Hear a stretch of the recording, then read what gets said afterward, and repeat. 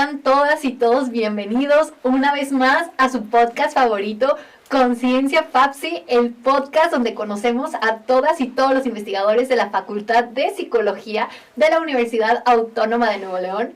Y el día de hoy yo estoy muy emocionada porque tenemos una invitada que justo ahorita que nos estábamos como poniendo a conversar un poquito antes de iniciar la grabación, le decía que para mí es como una inspiración porque me identifico con ella en el decir, sí se puede ser investigadora joven y sí se puede ser doctora joven y como esta parte de puedo llegar a mis metas muy prontamente. Entonces le damos la bienvenida a la doctora Ana Karen. Bienvenida, doctora. Muchísimas gracias, Dani. ¡Ay, no, qué emoción! Yo estoy muy contenta y deseo que pues sea una conversación en la que disfrute mucho. ¿Cómo se siente el día de hoy de estar aquí con nosotros? Pues la verdad es que estoy muy emocionada. Creo que es un cúmulo de distintas emociones las que me embargan, pero principalmente pues a la expectativa de todo lo que vamos a platicar y también muy agradecida contigo, con la doctora Ceci, con la maestra Patti por la invitación y con todos los que nos escuchan por darse la oportunidad de estar hoy con nosotros. Ay, no, y gracias por aceptar porque pues fue una agenda un poco correteada, también cuestiones climatológicas, pero aquí estamos con mucha ilusión de empezar. Y pues para comenzar nuestra conversación, a mí me gustaría conocer quién es la doctora Ana Karen, cómo se convirtió en doctora, cómo llegó a este mundo de la investigación, así que por favor, platíquenos dónde empezó este caminito. Muy bien, claro que sí. Pues diría que hubo en mi camino dos experiencias clave que me acercaron a la investigación, no era algo que estuviera buscando, sin embargo, cuando estaba en octavo semestre de la carrera y me inscribí para hacer mi servicio social, pues tuve la sorpresa y al mismo tiempo la experiencia pues muy padre de poder hacer el servicio en el Centro de Investigación y Desarrollo en Ciencias de la Salud, el CIDIX. Okay. Cabe recalcar que la licenciatura que estudié es la de filosofía, no psicología. Okay. Mi formación de base es como filósofa en realidad. La carrera de Filosofía y Humanidades, igual en la Autónoma de Nuevo León, Facultad de Filosofía y Letras, no le estoy haciendo promoción, pero la verdad es que ahí está mi raíz, mi formación como licenciada, y bueno, para mí fue, pues como te digo, una sorpresa que estuviesen buscando a un estudiante de Filosofía en un centro de investigación y desarrollo en ciencias de la salud. Me llamó profundamente la atención.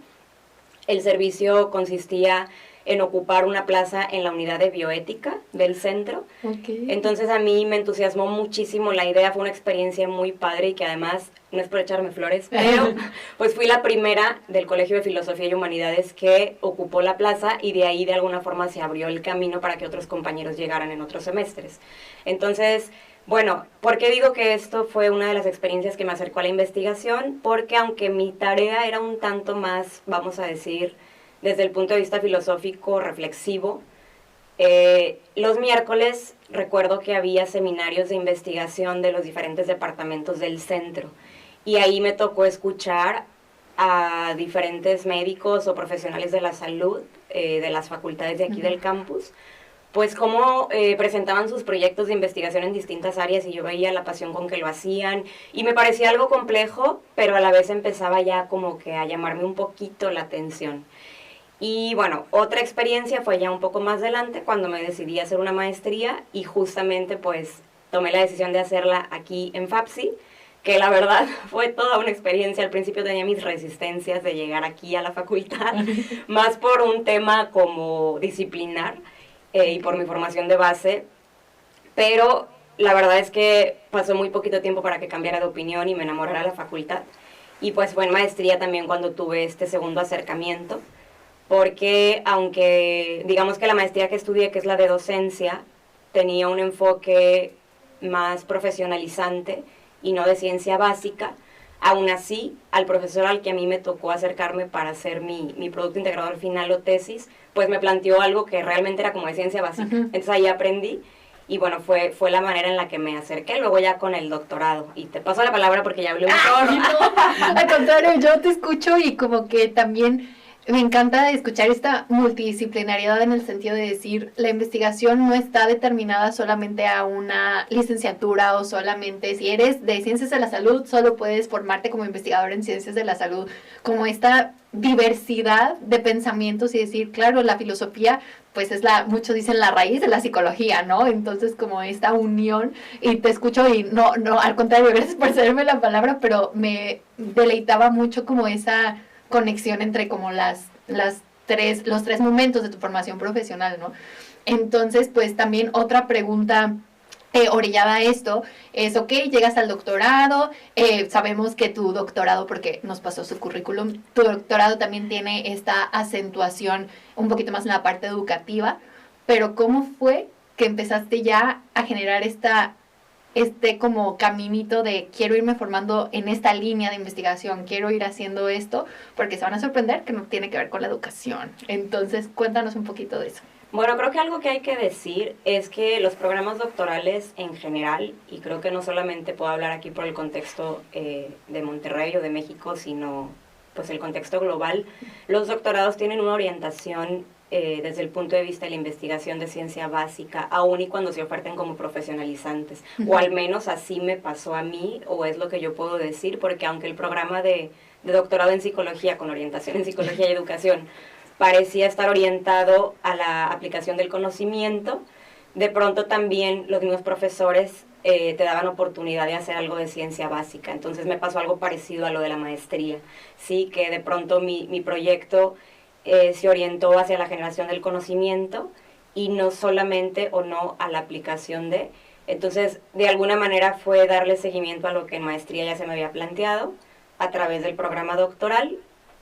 Y bueno, en ese sentido creo que salvamos la inquietud de por qué si es psicología y educación estás en investigación, porque en realidad al ser un doctorado, pues las competencias van en esa línea, de que puedas generar conocimiento y claro que este sea susceptible de ser aplicado, en este caso en el campo educativo, pero no necesariamente se refiere, por ejemplo, a la idea que comúnmente tenemos de psicología educativa que va enfocada a los problemas de aprendizaje o trastornos del desarrollo, sino que aquí puedes aplicar un proyecto, ya sea de ciencia básica o, valga la redundancia, aplicada en cualquier nivel educativo, desde el nivel básico hasta el nivel superior, y hacer quizás una intervención que podría ser, de orden psicológico, pero en ayuda de una población pues del campo educativo.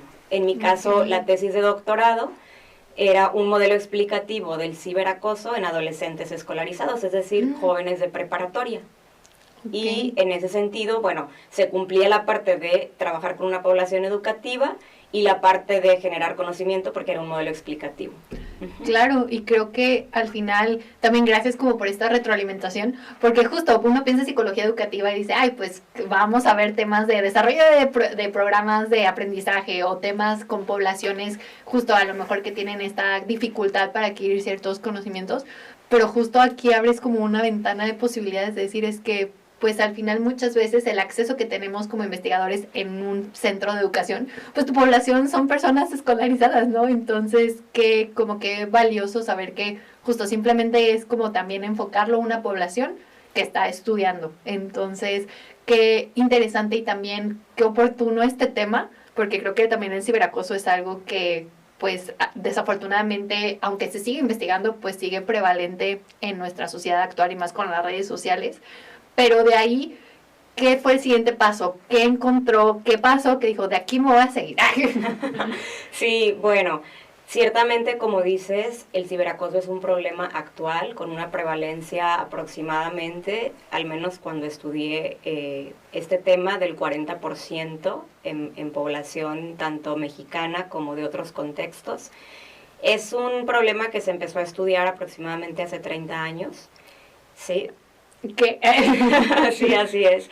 Y que, bueno, poco a poco, de alguna manera, los mismos estudios han ido ayudando a sistematizar la información, a unificar criterios, tanto de delimitación del concepto, porque por ciberacoso se pueden entender muchas cosas, pero tú sabes que en investigación hay que delimitar muy bien el objeto de estudio, y por otra parte también a unificar criterios en la medición del problema a través del desarrollo de instrumentos y sobre todo también pues nutrir estos trabajos de un cuerpo teórico o de un marco teórico sólido. A mí me llamó mucho la atención, digamos que hacia el final de mi proyecto de investigación en el doctorado, que justamente se reunieron investigadores de todo el mundo en el tema a través de un congreso organizado por la UNESCO en el año 2020, donde invitaron a los que de alguna manera lideran estos trabajos en Europa sobre todo, y ellos establecieron precisamente varios de los criterios que había que tomar en cuenta, pero me gustó porque hablaban, a pesar de ser investigadores de ciencia básica y de tener esta visión muy objetiva de pronto del mundo y de lo que están estudiando, hablaban del ciberacoso como un problema complejo y al que no te puedes aproximar solamente desde el aspecto, vamos a decir, cuantitativo, metodológicamente hablando, y también decían que de pronto este problema sucede en situaciones donde los jóvenes que se vuelven perpetradores o que realizan estas conductas de ciberacoso también han sido victimizados. Entonces a mí eso me llamó mucho la atención. Sí te comento, te platico, te comparto que cuando estaba haciendo la maestría, que la hice aquí en la facultad, la de docencia, nos pedían hacer algo de práctica docente. En ese entonces, a través de una amiga que trabaja en la Universidad de Monterrey, que tampoco le estoy haciendo promoción, pero bueno, ahí trabajaba mi amiga todavía, pero ya está ahora en la universidad, ya estaba en preparatoria, me cedió un espacio y recuerdo que en una de las clases que comenté, bueno, de alguna manera tratamos de hacer un clima de confianza, no les estaba hablando de ese tema, pero una joven se acercó, me platicó un problema que tuvo, que no había podido manejar de la manera más adecuada porque no había encontrado las instancias aquí a nivel local y estatal para poder hacer una denuncia que procediera y para poder resolver su problemática, y a mí eso me movió. En el fondo, yo he ido percatándome de que a mí me mueve muchísimo nuestros adolescentes y jóvenes. Sé que también soy joven, una servidora, pero no tanto. Y a mí me mueve muchísimo, muchísimo la juventud.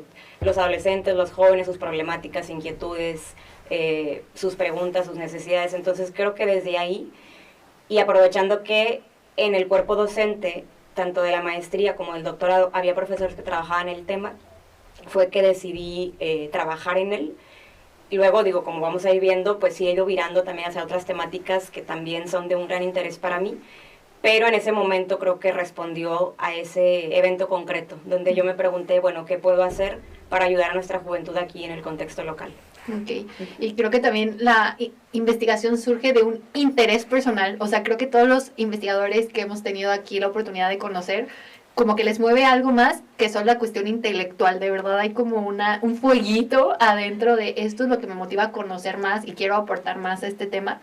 Y agarrándome un poco de lo que comentaba ya, de que pues tengo actualmente otros intereses pensando en la adolescencia, pues sabemos que es esta parte de ir formando tu identidad como persona. Pero pues como investigadora, diciendo que usted es joven y que me identifico más con usted, probablemente también está en una especie de adolescencia investigadora. Entonces, ¿cuál es este camino que usted está transitando en sus intereses? ¿Qué es lo que sigue? ¿Qué investigaciones están actualmente preparándose para formar a la adulta investigadora Ana Karen? Bueno, muy padre la analogía, porque ciertamente una vez recuerdo me dijo una profesora, y estoy de acuerdo, la investigación es un universo. Es un mundo en el que de pronto te sientes pequeño porque identificas que hay mucho por aprender y en ese sentido probablemente no vas a poder agotarlo, o más bien diría, seguramente no vas a agotarlo, ni en el aspecto técnico-metodológico, ni en el aspecto pues disciplinar, porque evidentemente no puedes abarcar todos los campos, ¿verdad? Entonces me agrada la analogía, o sea, creo que me ayuda a identificarme y expresa muy bien el momento en el que me encuentro, un momento de aprendizaje, un momento en el que me he permitido hacerme preguntas, buscar respuestas, tener experiencias. De hecho, así voy a decir que brevemente, pero luego no es así porque hablo un chorro, pero sí me voy a permitir compartirte que cuando recibí el título de doctorado, que fue en septiembre del 2024, sí, hace ya más de un año, bueno, se hace una ceremonia muy solemne para la recepción de los títulos aquí en la universidad, en presencia del rector, de la Honorable Junta de Gobierno, del Honorable Consejo Universitario, con toga, con birrete, y hay un estudiante entre todos al que se le invita a dar un mensaje pues alusivo y de agradecimiento, y pues una servidora me invitaron. ¿Qué? La verdad fue un regalo muy muy bonito porque esta ceremonia se hace pues para todas las facultades, ¿sí? Éramos más de 200 doctorandos, entonces el rector escoge a una facultad y luego la facultad escoge a un estudiante. Yo dije, ¿qué está pasando? Pero lo comento no por echarme flores, aunque digo, ahí está el evento grabado y todo el mundo lo puede ver, y muchos supieron, ¿verdad? Pero lo comento porque ahí hablaba de una experiencia vital. Sí, o sea, creo que me he permitido vivir el doctorado como una experiencia, valga la redundancia, vital, de vida, donde también pues he dejado que esas preguntas surjan, que las respuestas sean una búsqueda, y también que empiece a haber este vínculo entre los estudios académicos y la vida como investigadora, que es lo que tú mencionas. Entonces, digamos que en mis últimos años de doctorado, y específicamente en el primer año posterior a culminar mis estudios, un profesor de la facultad estaba haciendo un estudio pues dentro de una línea de investigación que él trabaja, entre otras, que es la de psicología positiva. Y bueno, a este profesor le gusta mucho también el desarrollo y construcción de instrumentos. Él habla mucho de que a veces tenemos miedo los investigadores de generar instrumentos locales y nos acostumbramos a utilizar instrumentos que son pues muy conocidos a nivel internacional, que ya están validados y no tienen nada de malo, pero también hay que atreverse. Entonces él había diseñado un instrumento para medir optimismo dentro de la línea de investigación de psicología positiva, y quería hacer una comparación de este con otros 2 instrumentos ya conocidos en población mexicoamericana. Entonces se dio la circunstancia de que él me platicó sobre esto en un momento en el que yo acababa de visitar una ciudad en Estados Unidos, San Antonio, pero específicamente pues para organizar con un amigo un retiro para una comunidad de más de 100 personas, y eran la mayoría mexicanos, ¿no? Esa era la muestra, porque él me decía, tienen que ser mexicanos que estén viviendo en Estados Unidos. Entonces, la verdad es que acepté ayudarlo, me pareció pues que era algo que estaba a mi alcance, y para mi sorpresa luego me invitó como coautora del artículo. Entonces, para mí fue algo muy especial porque me encontré con otro gran tema que a mí me interesa por mi formación de base, que es precisamente el estudio de la persona humana, en su naturaleza, en su esencia y en su capacidad de autorrealizarse. La psicología positiva promueve no solamente el estudio de la psicopatología o de las variables que se podrían considerar de orden negativo, sino aquellas fortalezas o capacidades del ser humano que se pueden potenciar para que éste alcance la mejor versión de sí mismo. Y eso la verdad es que hizo que mi cerebro explotara, sí. Me llamó muchísimo la atención y convergía con un aspecto de la filosofía con el que más me sentí identificada en mi carrera, que es justo la escuela humanista en filosofía y que también existe en psicología, y de donde parte la psicología positiva. Entonces, cuando él me da esta oportunidad de esta coautoría, pues es mi acercamiento a todo este gran tema. Y luego ha habido con él pues otras colaboraciones en una línea bastante similar, que redundaron en la invitación a formar parte del cuerpo académico de Psicología de la Salud de aquí de la facultad. Entonces, de alguna forma, pues ahí se me fue abriendo el panorama, y digamos que en esto que te decía al principio de permitirme hacerme preguntas, buscar respuestas, o sea, creo que no solamente se dio en el ámbito de la investigación, sino en el ámbito personal. De decir, bueno, aquí está otro gran tema que me interesa, se está dando esta oportunidad, ¿qué hago, no? Y finalmente pues empecé a dar pasos. Y de verdad, ahorita que comentó que usted dio este discurso, o sea, para mí fue como o sea, me ilusioné y me sentí así, ya en 3 años, en un futuro lo voy a lograr y voy a estar ahí, y otra vez la ceremonia, escuchando un discurso, o sea, como que de verdad es inspiradora esa oportunidad que pudo vivir, y como que aterrizando un poco estas 2 esferas de la psicología positiva y de la psicología de la salud, cómo las están abordando, cómo no son 2 polos opuestos, sino son como estas como formas de engranaje. ¿Cuál es actualmente ese paso que está dando como de vamos a conectar aquí con esto? Bueno, son temas en los que me considero un aprendiz, como ya decía, en los que apenas me voy empapando, pero entiendo que tanto la psicología positiva como la psicología de la salud buscan promover la calidad de vida. La psicología de la salud a través de la prevención de la enfermedad y del estudio de variables psicológicas que influyen precisamente en el estado de salud de las personas. La psicología positiva, por su parte, busca también promover la calidad de vida a través del trabajo con las fortalezas y capacidades que el ser humano tiene para ser la mejor versión de sí mismo. Es el desarrollo de las virtudes, que es un tema que a mí también me interesa. Entonces creo que ahí converge. Evidentemente también he visto que hay autores que hablan no solo de coincidencias, sino de controversias entre las dos disciplinas, o subdisciplinas más bien. Creo que pueden existir controversias quizás desde el punto de vista teórico, desde el punto de vista metodológico, pero también están pues esas líneas de convergencia en donde definitivamente creo que estos dos campos se encuentran. Y bueno, también para mí, de alguna forma, ese encuentro se ha dado por el hecho de colaborar con el profesor que trabaja con psicología positiva y al mismo tiempo, pues, esta invitación de integrarme al cuerpo académico de psicología de la salud. Y de hecho, pues, desde los últimos 3 años, compañeros del cuerpo que también han estado aquí en el podcast, por ejemplo, como la doctora Tere, la doctora Daisy, que han compartido su experiencia, pues, y en conjunto con el doctor Arnoldo, que está liderando este grupo, y los demás miembros han estado trabajando con experiencias adversas y benevolentes, que justamente muchas de las experiencias benevolentes convergen con aspectos de la psicología positiva, que tienen que ver pues con las actitudes con las que, por ejemplo, se puede afrontar una enfermedad, desde esos factores que actúan como de protección o de amortiguación a las experiencias que han sido adversas y que también desencadenan la enfermedad. Claro, y también pienso, yo aquí ya metiendo mi cuchara, pero hasta eso se puede traspasar a población adolescente, es decir, como estas experiencias benevolentes o estas experiencias adversas, como la viven los adolescentes, que se puede potenciar en un adolescente para que se realice como ser humano. Entonces creo que todo puede conectarse de alguna manera.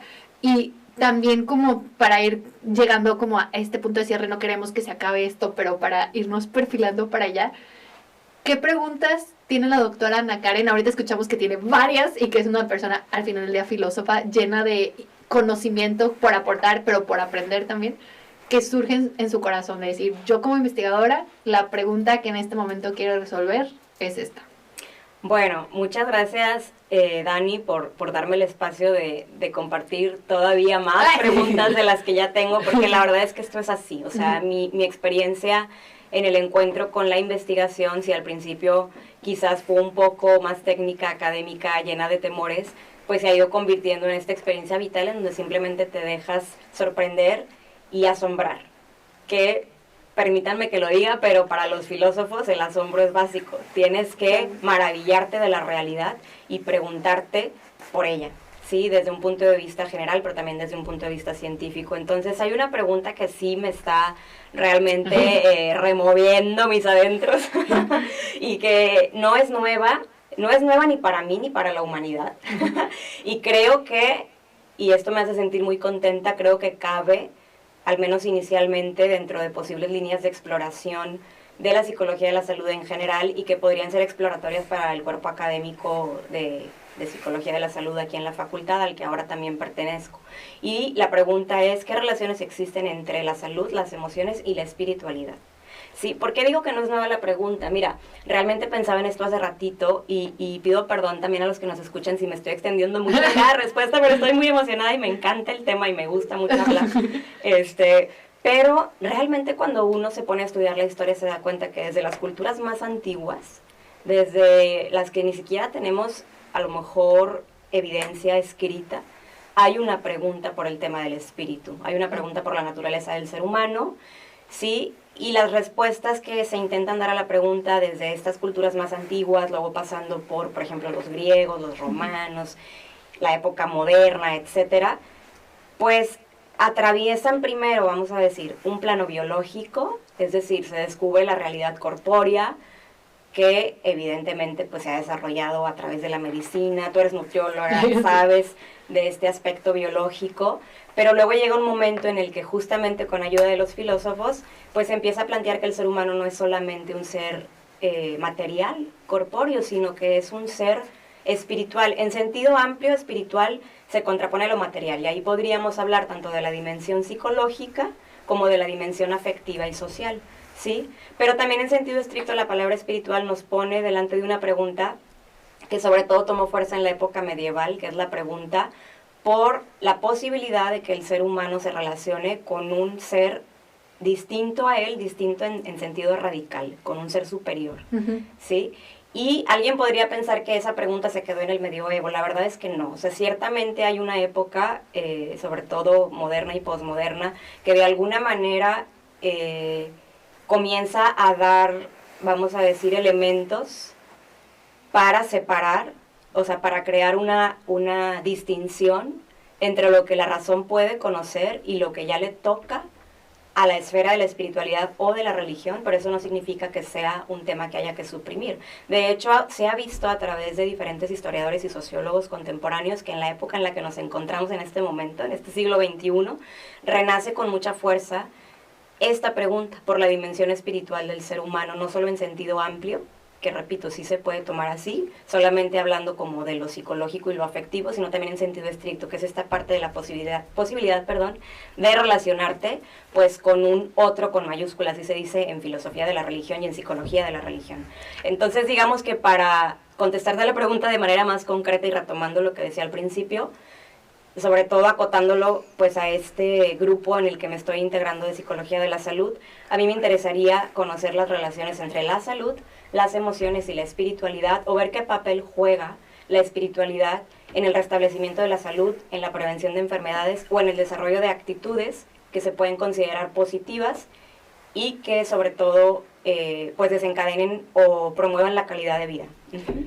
Pues estoy segura que de esa pregunta van a surgir un montón de artículos que vamos a estar, capítulos del libro, muchas cosas que vamos a estar muy ilusionados de leerte, y pues te agradecemos también todo este tiempo, toda esta apertura y pues también esta autenticidad y humildad para demostrarnos que pues de verdad no hay que tener este estereotipo de que las y los investigadores son adultos mayores que pues han estado como toda su vida encerrados en una biblioteca, no, o sea que al contrario, somos jóvenes que queremos salir, que queremos aprender y queremos descubrir el mundo. Entonces yo me voy muy inspirada, espero que ustedes también, y que estemos leyendo mucho y citando mucho en pues futuros trabajos, y te agradecemos también que hayas venido y te hayas dado este tiempo de compartir con nosotros este espacio.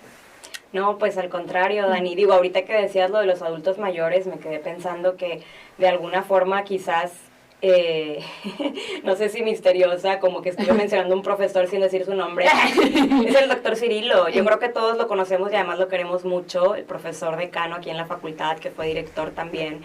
Y lo traigo a colación con nombre y apellido, saludos doctor, porque pues realmente él tiene una trayectoria muy amplia. Y sabemos que también pues es un adulto ya en ese sentido, ¿no? Un adulto mayor, lo digo con todo respeto, doctor, lo quiero mucho. Pero creo que no pasa nada, porque de pronto también en estas figuras vemos esta sabiduría acumulada, claro, ¿no? Pero creo que tu mensaje es, bueno, no te esperes a llegar a esa edad para empezar. Claro. Se puede empezar antes, por supuesto. Es difícil, bueno, tiene algunos retos, pero nada que no se pueda ir superando. Y pues nada, la verdad es que agradecida estoy yo con ustedes por el espacio. No, y retomo todo lo que dijo y de verdad lo agradecemos mucho, doctora. La esperamos en próximos capítulos con todas estas nuevas respuestas y nuevas preguntas. Y pues los invitamos a que comenten todo lo que les encantó de la doctora, las preguntas que ustedes tengan para ella y pónganlas para que ella las conteste posteriormente. Denle like, no se les olvide activar la campanita para cada vez que subamos un nuevo video les llegue la notificación. Y pues los esperamos en el próximo capítulo de Conciencia. Bye.